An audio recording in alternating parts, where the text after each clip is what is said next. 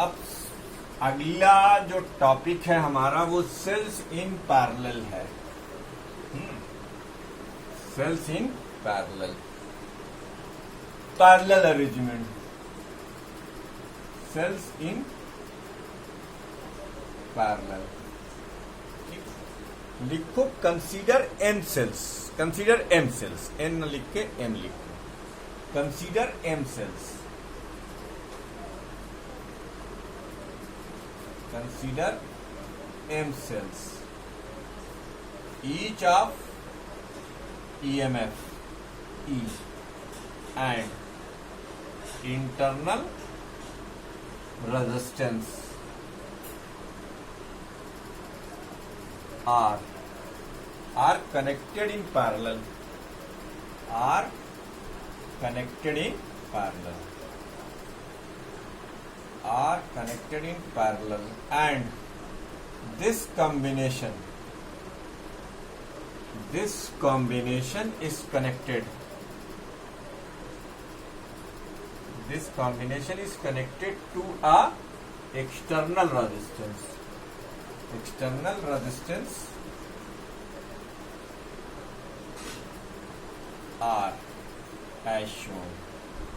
ठीक, ये एक एक्सटर्नल रेजिस्टेंस से जुड़ा हुआ है जिसको हम अभी आपके सामने वाया डायग्राम शो कर देते हैं, डोंट वरी। वाया डायग्राम इसको हम शो कर दे रहे हैं। ठीक है भैया, क्या जुड़ा हुआ जब कैमरा यार आज सेट नहीं हो पा रहा है ठीक से। ठीक है, चलिए तो अब हमारे पास सेल्स हैं। हाँ? देखिए साहब, एक का EMF E, internal resistance are, वैसे ही है मेरे पास दूसरा भी सेल, इसका इंटरनल रेजिस्टेंस ई और ईएमएफ आर। ऐसी हमारे पास एम ब्रांचेस है। कितनी?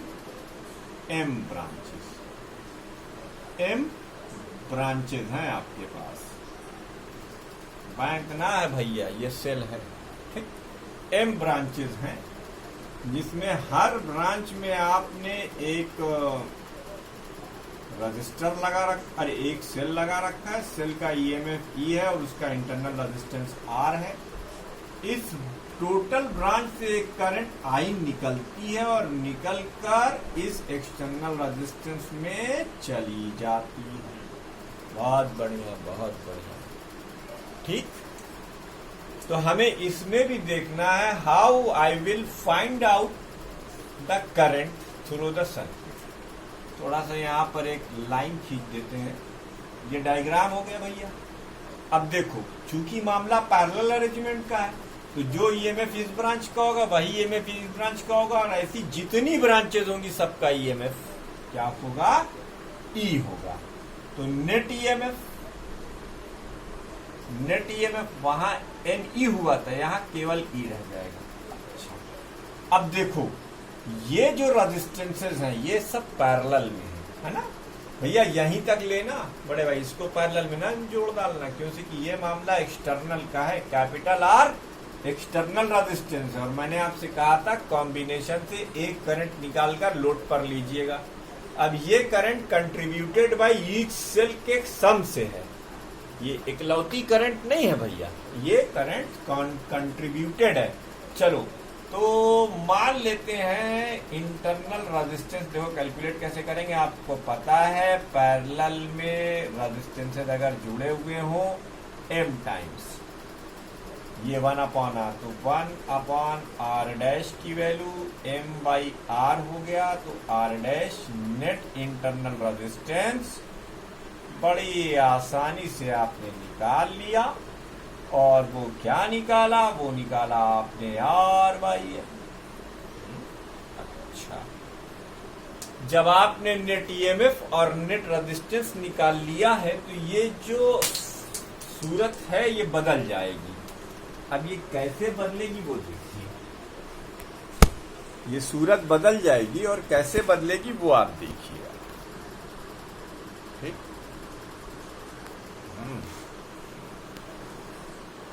आज कैमरा बहुत परेशान कर रहा है। अच्छा, नजर लग गई लग रहा है।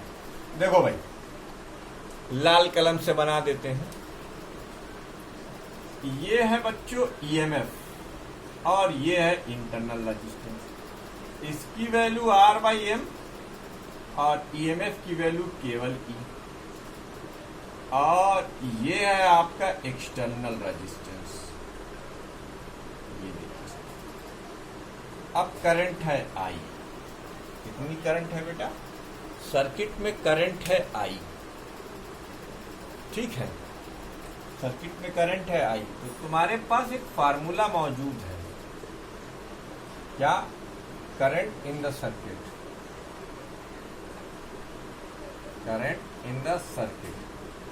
सर्किट की जो करंट होगी बच्चों, वो I की वैल्यू, ईएमएफ कितना है बेटा? E, और नेट रेजिस्टेंस, भूल चूक लेनी देनी, तो यहाँ नीचे वाला दिख रहा है? नहीं दिख रहा होगा, छोड़ो।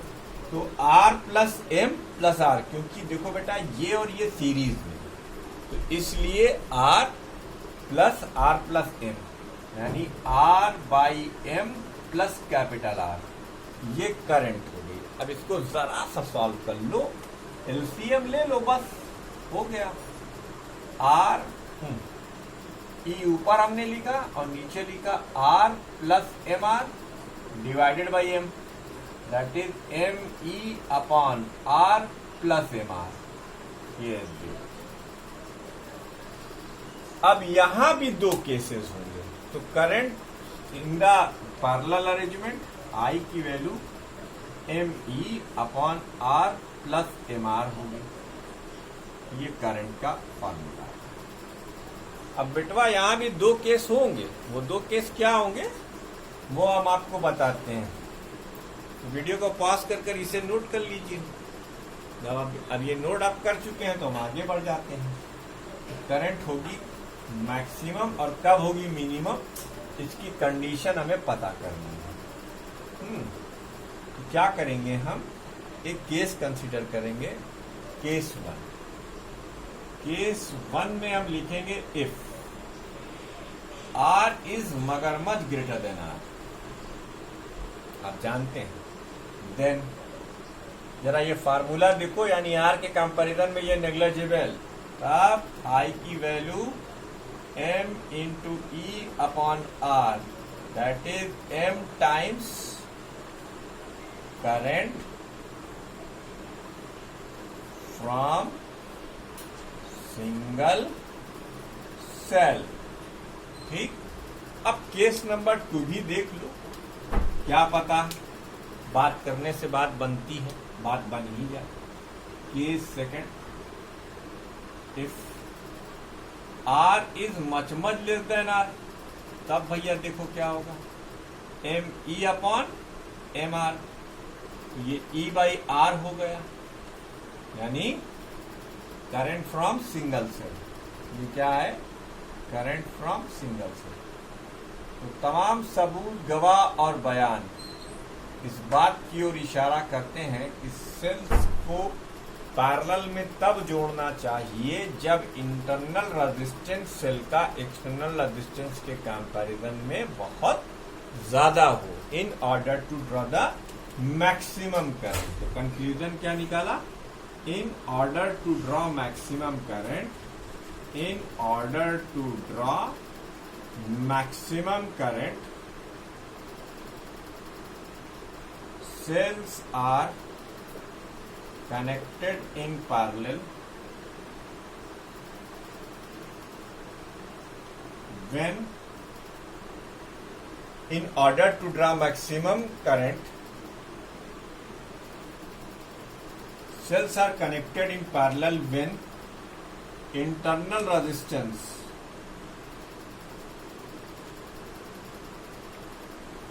of the cell is much greater than external resistance। तो सीरीज कॉम्बिनेशन का फायदेमंद होता है जब इंटरनल रेजिस्टेंस नेग्लिजिबल हो, और पैरेलल कॉम्बिनेशन का फायदेमंद होता है जब external resistance negligible, much greater than external resistance, बात सफा, एक्सटर्नल रेजिस्टेंस। तो बच्चों ये तो दो कॉम्बिनेशन हुआ। अब आप खिचड़ी पकाएं, यानी मिक्स ग्रुपिंग। वीडियो को पॉज करके इसको नोट कीजिए, वीडियो को पॉज कर इसको नोट कीजिए, और अब आप खिचड़ी पकाएंगे। मतलब अब हम आपको सीरीज और पैरेलल एक साथ करके दिखाएंगे कैसे होती है mix grouping, mix grouping of cell. तो वीडियो पॉज करके आप नोट कर ही लेंगे। तो मिक्स ग्रुपिंग कैसे होती है अब आप वो देखिए। मिक्स ग्रुपिंग, अच्छा क्या लिखें और क्या ना लिखें। Mix grouping, consider n identical cell, n identical cells, each of EMF E and internal resistance R, internal resistance R, छोटा R बनाओ भैया, बड़ा R न बनाओ, internal resistance R, mix, internal resistance R are connected in series, are connected in series and M such branches, M such branches are connected in parallel. Let this combination is connected to an external resistance R. Let this combination is connected to an external resistance R. ये भी मान लिया हमने, ठीक। तो भैया M sales का series arrangement और ऐसी एम ब्रांचेस का पैरेलल अरेंजमेंट, ये वो कॉम्बिनेशन है जो इस रेजिस्टेंस आर में आई करंट फ्लो कराएगा। थोड़ा सा लंबा डायग्राम है, पेशेंस के साथ देखिए और बनाने की कोशिश कीजिएगा। हैं, देखिए एक ये और एक ये, ज्यादा नहीं बना पाएंगे भैया, टाइम कम है, इसी बात का गम है, ठीक। ऐसे ही दूसरी ब्रांच, कोई फायदा नहीं है, ये सिर्फ आपको समझाने भर के लिए है। एन सेल्स, ठीक है। अभी सब काम ईएमएफ भी दिखा देते हैं आपको और इंटरनल रेजिस्टेंस भी। बच्चों ऐसी आपकी एम ब्रांचेस है, कितनी m branches. I don't know exactly what is the number of cells in each branch and how many branches are there, but I know certainly that m and n are finite integers, finite integers, वो भी plus में ही होंगे, minus के integers आप नहीं लेंगे, याद रखिएगा। तो ऐसी ऐसी हमारे पास m ब्रांचेस हैं, आखिरी वाली ब्रांच में भी चलते चलते बना ही देते हैं। देखिए अभी हमने बहुत से शानदार दो रिजल्ट निकाले थे, उन्हीं दो रिजल्ट की मदद से हम आपके सामने इसको कर डालेंगे बहुत आराम के साथ। ये देखिए सर, एक्शन नंबर। अब ये अलग बात है कि ये छोटा सा बोर्ड मेरा पढ़ रहा है ना, लेकिन आपके लिए बिल्कुल दिक्कत नहीं होगी। आप हर सेल का ईएमएफ ई रखेंगे और इंटरनल रेजिस्टेंस आर, सेल का ईएमएफ ई और इंटरनल रेजिस्टेंस आर, सेल का ईएमएफ ई और इंटरनल रेजिस्टेंस आर, सेल का EMF E internal resistance r, cell का ईएमएफ ई और इंटरनल रेजिस्टेंस आर। ये रहता पूरे सर्किट में फैला हुआ है। अब देखिए हम इसे समेटते कैसे। अभी ताजा ताजा प्राप्त जानकारी के अनुसार मैंने आपको सीरीज अरेंजमेंट सिखाया था, देखिए। तो अब इसी का इक्विवेलेंट सर्किट बहुत ध्यान से देखिए। E प्लस ई कितने टाइम्स? n times. हम न लिखेंगे, इतना टाइम नहीं हमारे पास। ये भैया ये देखिए एक, ऐसे ही दूसरी ब्रांच। जैसे कि फिर मतलब क्या रह गया वो पढ़ाने का। अगर हम फिर से वो पूरा लिखें तो ये देखिए,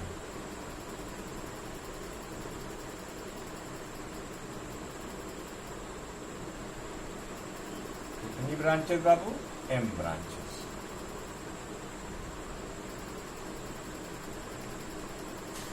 और इसके साथ एक एक्सटर्नल रेजिस्टेंस R जुड़ा हुआ है। हमारे ख्याल से इस व्हाइट बोर्ड पर तो ये काम नहीं होता है। अच्छा साहब, तो E plus E plus E plus E क्या हो गया बेटा? NE हो गया। R plus R plus R plus R क्या हो गया बेटा? NR। सीरीज में है, ऐसे ही इसका भी NE और इसका भी क्या हो गया? NR। इसका भी क्या हो गया? NE और इसका भी क्या हो गया? NR। ओफो, ये देख, तो ये इक्विवेलेंट सेल में रिड्यूस हो गया, जिसका EMF NE और इंटरनल रेजिस्टेंस NR है। ये EMF NE और इंटरनल रेजिस्टेंस NR है। अब बच्चों ये M ब्रांचेस हैं। आप पैरेलल का भी जोड़ने का तरीका जानते हैं, कुछ देर पहले ही बताया है, ज्यादा देर नहीं हुई है, भूलिएगा नहीं। तो अब EMF तो रहेगा सेम, EMF तो रहेगा सेम, ये NE, लेकिन इंटरनल रेजिस्टेंस क्या हो जाएगा? 1/NR plus 1/NR plus 1/NR कितनी बार? M बार। अर्थात I mean to say that internal resistance अब हो जाएगा NR/M। ये क्या है आपका? एक्सटर्नल रेजिस्टेंस है। ये देखिए साहब, बेचारा इतना बड़ा सा सर्किट इतना छोटा हो गया। लेकिन आपको टेक्निक पता होनी चाहिए, वरना फिर दिक्कत हो जाएगी। समझ गए? टेक्निक अगर नहीं पता होगी तो आपको दिक्कत हो जाएगी, तो याद रखिएगा। अच्छा था, आइए, तो अब आपको अगर इसकी करंट निकालनी है, what do you want to calculate? You want to calculate the current. तो what is the value of current? Current की वैल्यू, अरे करंट की वैल्यू जो होगी वो होगी I इज इक्वल टू, जाने दीजिए आपकी बुक में क्या लिखा हुआ है, इतना परेशान होने की जरूरत नहीं है। NE upon NR plus R by M। जरा सा वीडियो सीधा कर दे तो आपको ये भी दिख जाएगा। देखिए, वीडियो को पॉज कर लीजिए, इसे नोट कर लीजिए। हम बच्चों ये वाला फिगर खाली मिटा रहे हैं। ये सीरीज का इक्विवेलेंट है हर ब्रांच का, और उसके बाद सारी ब्रांचेस का ये पैरेलल का इक्विवेलेंट है। कोई समस्या वाली बात नहीं है। आइए इसको मिटाकर मैक्सिमम करंट निकालने का फार्मूला बताते हैं। मैक्सिमम करंट कैसे निकाली जाएगी? ये जो आपने करंट निकाली है, ये करंट आपको दिख रही होगी, करंट जो आपने निकाली है, कैलकुलेट की है, I will be maximum, I will be maximum। ये मैक्सिमम होगी if NR plus MR will be minimum. ये अगर मिनिमम हुए तो फिर करंट सर्किट में मैक्सिमम हो जाएगी। कब? जब ये मिनिमम हो गए, तो करंट सर्किट में मैक्सिमम हो जाएगी। ठीक है भैया। अब इसकी मिनिमम वैल्यू कैसे निकाले जाते हैं? कैसे निकाला जाता है? ये मैथमेटिक्स का एक फार्मूला है, मैं कर देता हूं आपके लिए। नहीं समझ में आएगा तो आप सिर्फ याद कर लीजिएगा, क्योंकि ये मैथ्स है, तो मैं आपसे प्रेशर नहीं करूंगा कि आप इसे जरूर करें, बायो वाले स्टूडेंट्स। NR प्लस MR, बेटा अगर हम किसी चीज को अंडर रूट में लिख के उसके ऊपर स्क्वायर कर दें तो उसकी सेहत पर कोई असर पड़ने वाला नहीं। सेहत पर असर ना पड़ने का मतलब उसकी वैल्यू चुननी। अब हमने बचपन में एक आइडेंटिटी पढ़ रखी है, A माइनस बी का होल स्क्वायर जो होता है वो होता है A square plus B square minus 2AB। इसमें हम लिख सकते हैं A square plus B square ये बराबर A माइनस बी का whole square upon plus 2AB। ठीक है बाबू, ये देखो A स्क्वायर लिखा हुआ है और ये लिखा हुआ है B स्क्वायर। तो एक काम करो, इसे भी, ये आइडेंटिटी है भैया, इसे अलग कर दो। ये आइडेंटिटी है, इसे हमने अलग कर दिया। अब इसकी जगह पर साहिबे वाला आप क्या लिखेंगे? जनाबे वाला इसकी जगह पर आप क्या लिखेंगे?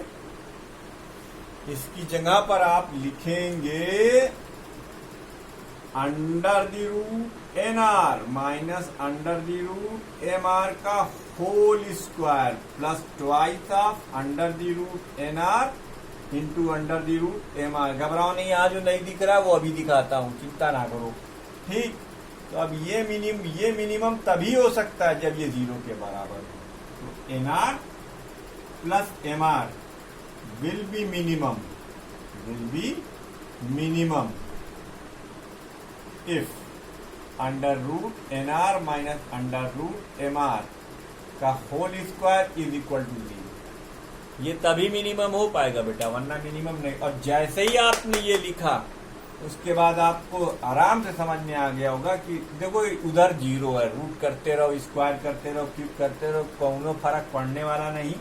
तो सीधे सीधे लिखो n r is equal to under the root M r, यानी आर की value m by n into r हो गई। ये देखो, ये वो कंडीशन है जब सेल में करंट मैक्सिमम होगी। अब यहां पर दो बातें संभव है। अब यहां पर दो बातें हो सकती हैं। क्या है वो दो बातें, वो आप लोग देखें।